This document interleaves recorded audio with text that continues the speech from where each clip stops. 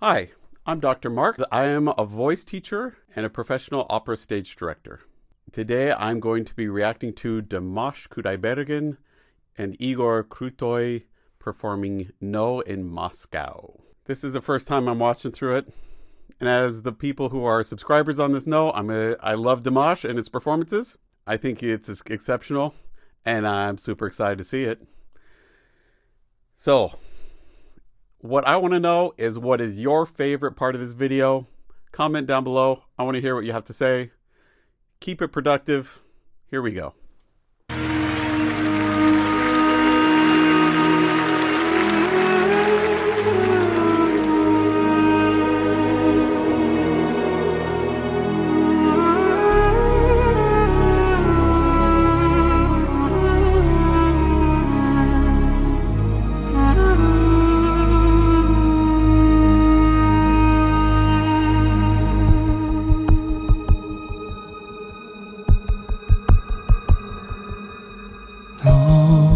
Ночь исчезает до утра. Мы с тобой два беглеца, убегаем от себя. Я слышу шорохи, шаги, нежный шепот вопреки. Я не чувствую земли, лечу. Знай, у любви на небе есть кричат.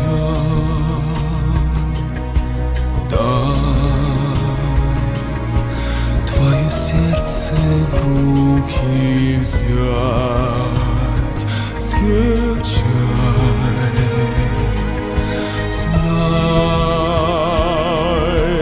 у влюбленных два крыла, в небе бьют колокола. Любовь рвет сердца.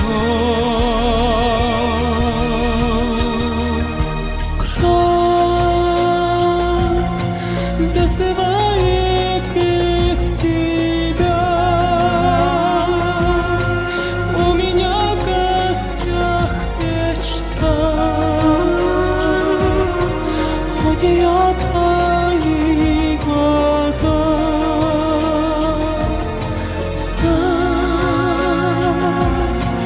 Мои чувства бьют в набат. У меня горящий взгляд, невозможно описать твой взгляд. Знай, у любви на небе есть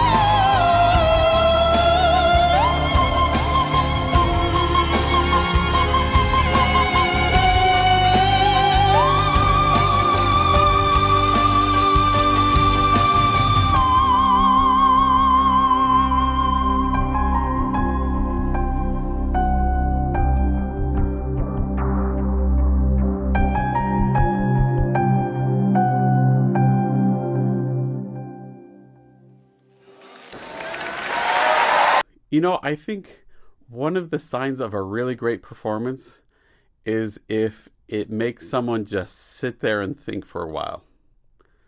It doesn't make them scream, yell, or do whatever. They just want to sit there and think. It kind of puts them in a new world and a new trance. This song did that for me.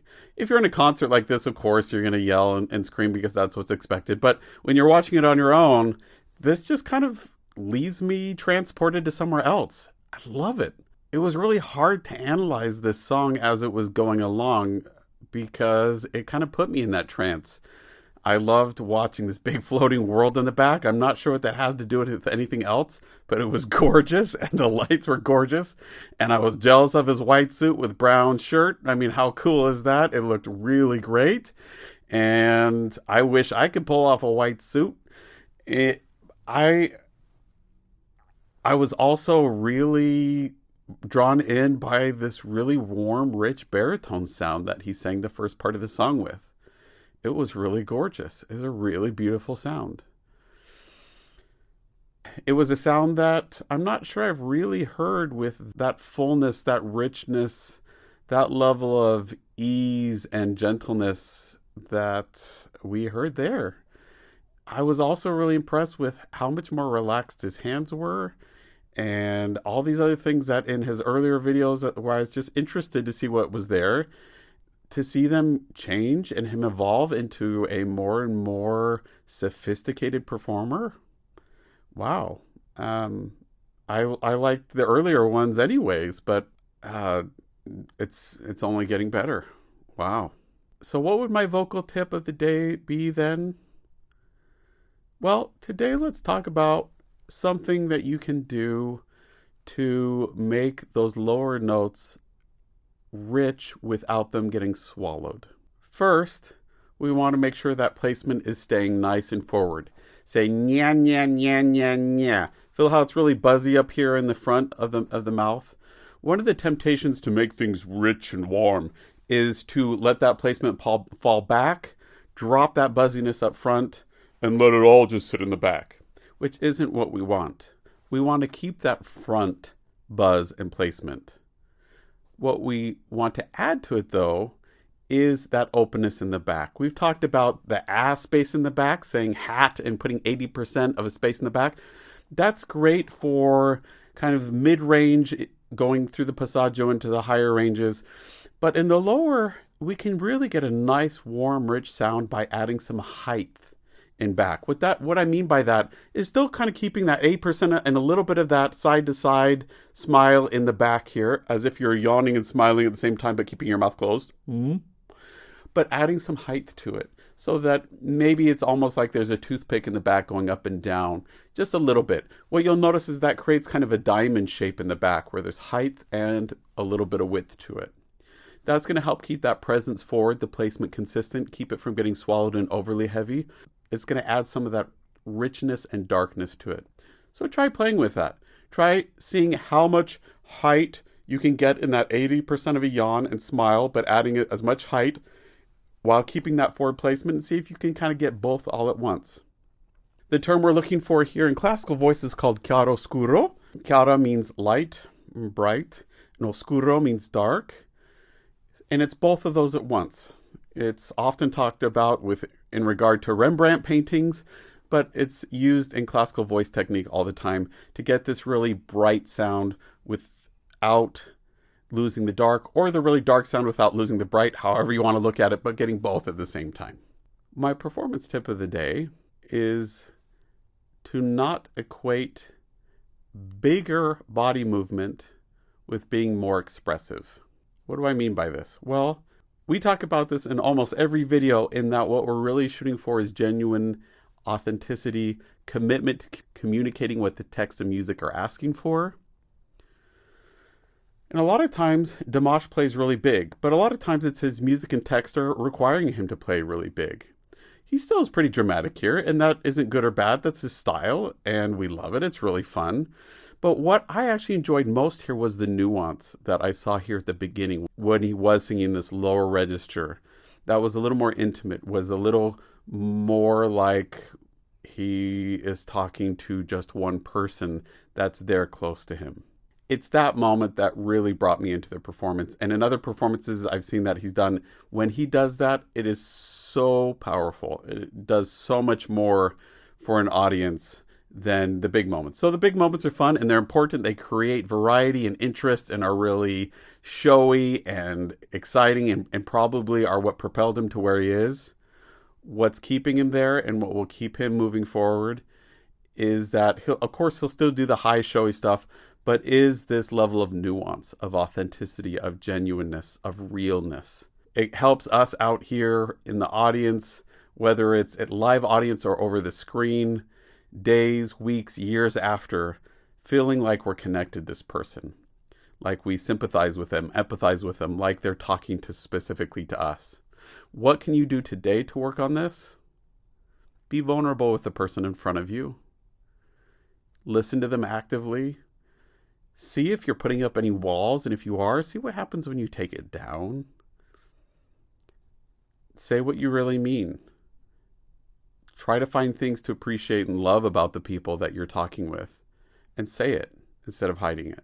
We cannot completely separate our performing from our everyday life and who we are.